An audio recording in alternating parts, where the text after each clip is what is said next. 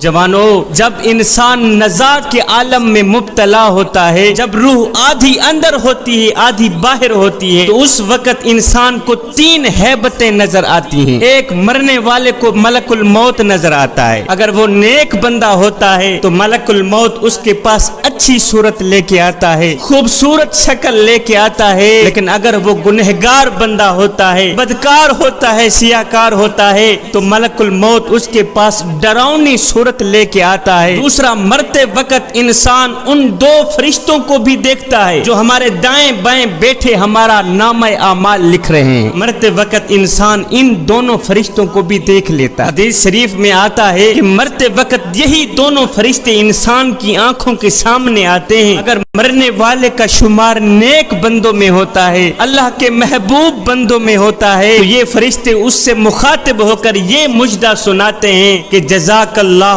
خیرا، جزاک اللہ خیرا، اے مرنے والے خدا تیرا بھلا کرے، خدا تیرا بھلا کرے کہ ہمارے سامنے تو نے بہت سی بندگی کی ہے، تو نے اللہ کو بھی راضی کیا، اس کے رسول کو بھی راضی کیا، راتوں کی تنہائیوں میں اٹھ اٹھ کے قرآن پڑھتا رہا، اللہ کو راضی کرتا رہا، اس کے رسول کو راضی کرتا رہا۔ اے اللہ کے نیک بندے خدا تیرا بھلا کرے۔ اور اگر مرنے والا نیک بندہ نہیں ہوتا، گنہگار ہوتا ہے، بدکار ہوتا ہے، سیاکار ہوتا ہے، تو یہی دونوں فرشتے اس سے مخاطب ہو کر کہتے ہیں اے نادان، لا جزاک اللہ خیرا، حق تعالی تیرا بھلا نہ کرے، نہ کرے، نہ کرے، اس لیے کہ تو نے ہمارے سامنے بہت سے گناہ کیے، بہت سی تقصیریں کی، مظلوموں پر ظلم کرتا رہا، غریبوں کا حق مارتا رہا، مسجد کے نزدیک نہ گیا، قرآن کے قریب نہ گیا، ساری زندگی شیطان کی پوجا کرنے میں گزار دی، ساری زندگی غفلت میں گزار دی۔ اے مردود انسان، خدا تیرا بھلا نہ کرے، خدا تیرا بھلا نہ کرے۔ میرے حضور علیہ الصلوۃ والسلام نے فرمایا کہ مرتے وقت انسان کو یہ بات معلوم ہو جاتی ہے کہ اس نے جنت میں جانا ہے یا جہنم میں جانا ہے، اس کا ٹھکانہ جنت ہے یا دوزخ ہے۔ جو شخص نیک ہوتا ہے، متقی پرہیزگار ہوتا ہے، تو اسے ملک الموت کہتا ہے کہ اے خدا کے دوست، خدا کے حکم سے میں تجھے جنت کی بشارت دیتا ہوں۔ اور اگر کوئی گنہگار بندہ ہوتا ہے، سیاکار بندہ ہوتا ہے، تو ملک الموت اسے کہتا ہے کہ اے خدا کے دشمن، میں خدا کے حکم سے تجھے دوزخ کی بشارت دیتا ہوں۔ جب مرنے والا دوزخ کی بشارت سنتا ہے تو اسے خوف اور رنج کے ملے جلے جذبات گھیر لیتے ہیں، نزاع کی سختی بڑھ جاتی ہے اور وہ سسک سسک کے پانی مانگتا ہے کہ مجھے پانی دو، لیکن زبان ہلنے سے قاصر ہو جاتی ہے، اس کی روح آدھی اندر ہوتی ہے آدھی باہر ہوتی ہے، کہتا ہے ہائے یا اللہ، او مجھے موت دے دے، مجھے موت دے دے۔ قصہ مختصر کہ اس گنہگار بندے کی روح بڑی ہی سختی سے نکلتی ہے۔ میرے حضور علیہ السلام نے فرمایا کہ کوئی بھی شخص دنیا سے نہیں نکلتا جب تک وہ یہ جان نہ لے کہ اس کا ٹھکانہ جنت ہے یا جہنم ہے۔ مرنے والے کے لیے بات یہ بھی ہے کہ اسے معلوم ہو جاتا ہے کہ وہ جنت میں جائے گا یا جہنم میں جائے گا۔ میرا اللہ فرماتا ہے کل نفس ذائقۃ الموت، ہر جاندار ایک نہ ایک دن موت کا ذائقہ چکھنے والا ہے۔ جوانو، دنیا کی زندگی چند روزہ ہے، دنیا سرائے فانی ہے، ہم نے یہاں سے ایک نہ ایک دن کوچ کر جانا ہے۔ یہ دنیا کی زندگی محض ایک کھیل تماشا ہے۔ ابن آدم میرا مال، میرا مال، میرا مال کرتا رہتا ہے، مگر اے ابن آدم، تیرا مال صرف وہی ہے جسے تو نے کھا کر ہضم کر لیا، تیرا مال صرف وہی ہے جسے تو نے پہن کر بوسیدہ کر دیا اور صدقہ دے کر ساتھ لے گیا، بس یہی تیرا مال ہے۔ میاں، زیادہ ہائے ہائے کرنے کی کوئی ضرورت نہیں ہے۔ میرے حضور علیہ السلام نے فرمایا مجھے دنیا سے کیا سروکار۔ دنیا کی مثال تو ایسی ہے جیسے کوئی سوار گرمی کے دنوں میں سفر کرے اور کسی درخت کے سائے میں کچھ دیر آرام کرنے کے بعد سوار ہو کر چل دیے۔ دنیا کی مثال تو یہی ہے۔ ایک دن سیدہ عائشہ صدیقہ رضی اللہ تعالی عنہا نے میرے حضور علیہ السلام سے دریافت کیا کہ حضور، کیا قیامت کے دن شہیدوں کے ساتھ کوئی اور بھی اٹھے گا؟ میرے حضور علیہ السلام نے فرمایا ہاں، وہ شخص جو رات دن میں 20 مرتبہ موت کو یاد کرتا رہتا۔ انسان کا ہر اٹھنے والا قدم اسے موت کی طرف لے کے جا رہا ہے، لیکن حضرت انسان کہتا ہے میں تو بڑے نفع میں جا رہا ہوں۔ اے حضرت انسان، آج تیری زندگی کا جو دن غروب ہوا ہے یہ دوبارہ طلوع نہیں ہوگا. آج کا دن گزر گیا, اب جو دن باقی ہیں وہ گزریں گے. انسان ساری زندگی سوچتا رہتا ہے کہ لوگ کیا کہیں گے, اور میاں لوگ کیا کہیں گے, اور یار لوگ کیا کہیں گے. صاحب لوگ آخر میں بس یہی کہتے ہیں کہ انا للہ و انا الیہ راجعون. اے غفلت کی نیند سو کر 70 سال کی عمر برباد کرنے والے, 70 سال کی عمر ضائع کرنے والے, اب تو جاگ جا. اور تو دنیا میں ہمیشہ رہنے کا انتظام تو کرتا رہا, لیکن افسوس آخرت کی کبھی بھی فکر نہ کی,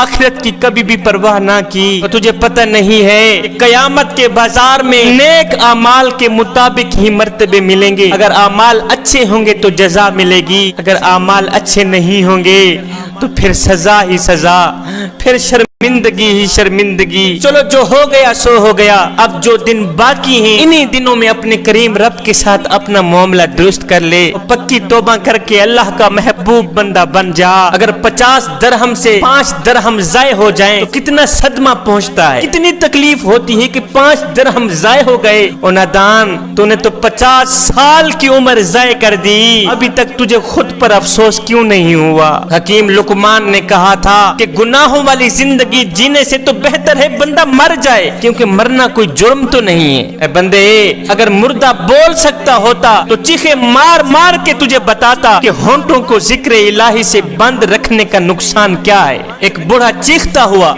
چلاتا ہوا, دوڑتا ہوا ایک حکیم صاحب کے پاس آیا. آ کر کہتا ہے, حکیم صاحب مجھے دیکھیے مجھے کیا ہو گیا ہے. ایسے لگتا ہے جیسے میرے پاؤں کیچڑ میں پھنس گئے ہوں, اور جیسے میرے پاؤں کیچڑ میں پھنس گئے ہوں.